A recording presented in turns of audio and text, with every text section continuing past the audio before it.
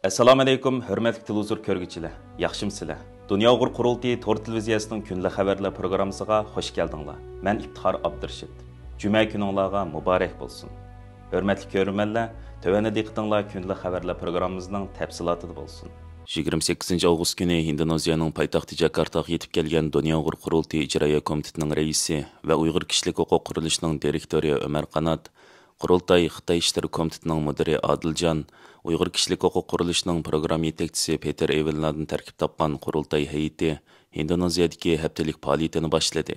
Ömer Qanat apandimning stansimizga bildirishicha, Qurultay hay'atining bu qadimgi Indoneziya ziyaratining asosli maqsadi mustabid Xitoy hokimiyatining Uyg'ur irqiy qirg'inchiligini yoshirish uchun islom dunyosiga qarta keng ko'lamda ilib berayotgan ta'tir tashviqoti va ko'z bo'yamchiligini Indoneziyaning har qaysi sohalarga pash qilish, shundoqla Uyg'ur irqiy qirg'inchiligini to'sib qilish uchun Indoneziya hukumatini, siyosatchilarni va Indoneziyadagi musulmon tashkilotlarini umumyuzlik harakatga keltirishdan iborat. 28 avgust kuni Jakarta aerodromida Indoneziyadagi ba'zi islom tashkilotlarining mas'ullari tarafidan kutilingan Ömer Qanat boshchiligidagi qurultay hay'ati shu kundan e'tiboran Indoneziyaning har qaysi sahozatlari bilan keng doirada uchrashish va suhbatlar ilib berishga boshladi. BDT kishilik huquq oliy komissarlik ishxonasining bayonotchisi Ravina Shamdasanining mazkur komissarlik ishxonasi tarafidan vatanimizdagi kishilik huquq ahvoli haqida doklatining e'lon qilinganligining 2 yilligi munosabati bilan 27 avgust qilgan bayonoti Germaniya matbuotlarida keng doirada o'rin olishga boshladi. Germaniya Dolqinlar radiosining 28 avgust e'lon qilgan BDT Xinjiang siyosatini tanqid qildi nomli xabarda bayon qilinishicha, BDT kishilik huquq oliy komissarlik ishxonasidan Ravina Shamdasani 27 avgust qilgan so'zida oliy komissarlik ishxonasining Xitoy hukumati bilan terrorizmga qarshi turish siyosati va jinoiy ishlar adliya sistemasi qatorliq sohalarda suhbatlar o'tkazganligini, buning vatanimiz Sharq Turkiston va Tibetning tinchligi, odilligi hamda Hong Kongning xavfsizligi va kishilik huquq masalalarini o'z ichiga olganligini ilgari surgan. Ravina Shamdasani mundaq degan: Bo'libmi Xinjiang masalasida biz nurg'unlagan masala bo'lgan qonun va siyosatlarning hilmi mavjudligini tushunib yetdik. Biz Xitoy hukumatining kishilik huquq nuqtasidan chiqib turib, davlat xavfsizligi va terrorizmga qarshi qonun ramkasi ustidan umumyuzlik tekshirish ilib berishga chaqirdik. Qiyin qistoq qatorliq kishilik huquq tajovuzchilik qilmishlari haqidagi ayblashlarning to'liq tekshirishlarga muhtoj ekanligini ta'kidladik. Uning bayon qilishicha, Xitoyning navbatdagi vaziyatida kishilik huquqqa doir uchurlarni egilash qiyinga to'xtamoqda ekan. Munosibli kishilar Xitoyning o'chilishidan qo'rqib, BDT xodimlari bilan hamkorlashishdan o'zini qochirdi ekan. Shundaq bo'lishiga qaramay, BDT kishilik huquq oliy komissarlik ishxonasi Xitoy hukumatini darhol tadbir qo'llanib, erkinlikdan qasdan mahrum qilinganlarning hammasini qo'yib berish hamda g'oyib bo'lganlarning kimligi va oqibatini oshkorlashga chaqirgan. Dunyo Uyg'ur qurultiyi Berlin ishxonasining mudiri G'ayur Qurbon apandimning bu munosabat bilan Erkin Osiyo radiosiga bayon qilishicha, BDT kishilik huquq oliy komissarlik ishxonasining bu bayonoti to'liq kechikkan va yetarli vazni yo'q bir bayonot hisoblandi ekan. Uning tilga ilishicha, shundoq bo'lishiga qaramay, Uyg'urlar masalasi Ukraina, Rossiya urushi va O'rta Sharqdagi to'qinishlarning ko'langisi ostida qilayotgan Xitoyning BDTdagi ta'sir kuchi zo'r bisim shakllantirayotgan shundoq bir vaziyatda mazkur bayonotning e'lon qilinishi xalqarada Uyg'urlar masalasining yana bir qatim kun tartibga kelishida turkilik rol o'ynaydi ekan. U so'zda yana mazkur bayonotning Uyg'urlarga oz to'la bo'lsa-mu umid bag'ishlaydiganligini eskartdi. Dunyo Uyg'ur qurultiyi uchur axborot markazining mudiri Baxtiyor Ömer apandi bu vaqtda to'xtalganda, BDT kishilik huquq oliy komissarlik ishxonasining bu bayonotining Xitoydek mustabid bir davlatga ta'sir ko'rsatmaydiganligini, Uyg'urlar ko'proq o'zlarining aqliy kuchiga tayanib harakat qilishi lozimligini tilga oldi. Germaniya matbuotlarida bayon qilinishicha, BDT kishilik huquq oliy komissarlik ishxonasi 2023 yil 2 oydan boshlab Xitoyning Janviyat hukumat xodimlari bilan atalmish Xinjiangda cheklimsiz tekshirish ilib berish to'g'riliq suhbat o'tkazib kelgan.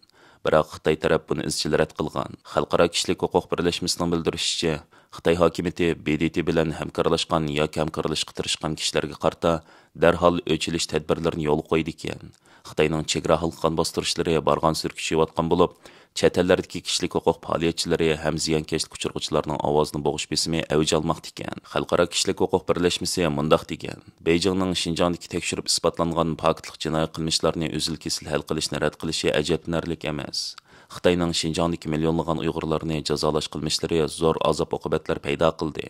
BDT kishilik huquq oliy komissarligi va a'zo davlatlar kuchli tadbir bilan izchil harakat qo'zg'ab, Xinjiangning navbatdagi vaziyatiga doir eng yangi uchurlarni oshkorlab, konkret harakat planini o'ttirib qo'yishi mas'uliyati bo'lganlarning javobgarligini surishtirish kerak. Birlashgan Millatlar Tashkiloti Kishilik huquq oliy komissarligi e'lon qilgan vatanimizdagi kishilik huquq ahvoli haqidagi doklatining 2 yillik munosabati bilan 28 avgust kuni Dunyo Uyg'ur qurultiyi, Uyg'ur kishilik huquq qurilishi, Uyg'ur harakati tashkiloti, Xitoydagi kishilik huquqni qo'g'duvchilar tashkiloti qatorliq 15 tashkilot birlikda bayonot e'lon qilib, BDT kishilik huquq kengashini bu yil 9 oyning 9 kuni o'tkaziladigan 57 navbatlik yig'inda Xitoyga jiddiy harakat qo'llanishga chaqirgan edi.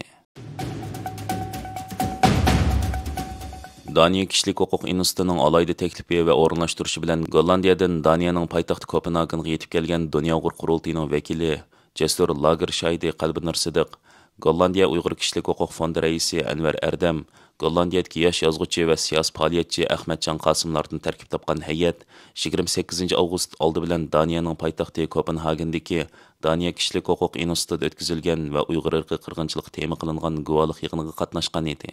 29 avgust kuni mazkur hay'at Daniyadagi dunyoviy shirkat Rambolning taklifiga binoan bu shirkatning Kopenhagendagi markazida Uyg'ur irqiy qirg'inchiligi va yeshil energiyaga bog'lanishliq majbur emgak haqida guvohlik berdi. Bu qitimliq guvohlik faoliyatini Daniya Yeshil energiya tadqiqot markazi, Daniya kishilik huquq instituti va Gollandiya Uyg'ur kishilik huquq fondi birlashib tashkillagan. Bu guvohlik faoliyatiga Rambolning Daniyadagi 12 tarmoq shirkatining mas'ullari, mutaxassislar, tadqiqotchilar va bu shirkatning har qaysi bo'limlarida ishlayotgan 50 necha xizmatchi qatnashgan.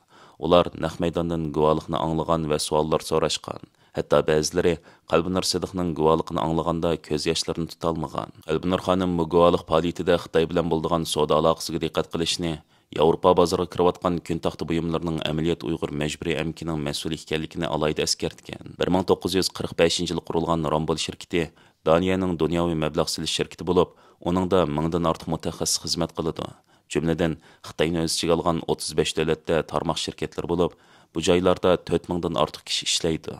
Hörmətli görürmənlər, yuqorida diqqətinizə günlük xəbərlər proqramımızın təfsilatını sunduq. Keng qitimliq sanımızgacha ko'rishgacha aman bo'lgaysizlar. Stansiyamizning YouTube kanaliga a'zo bo'lishni unutmang. Xayr xo'sh.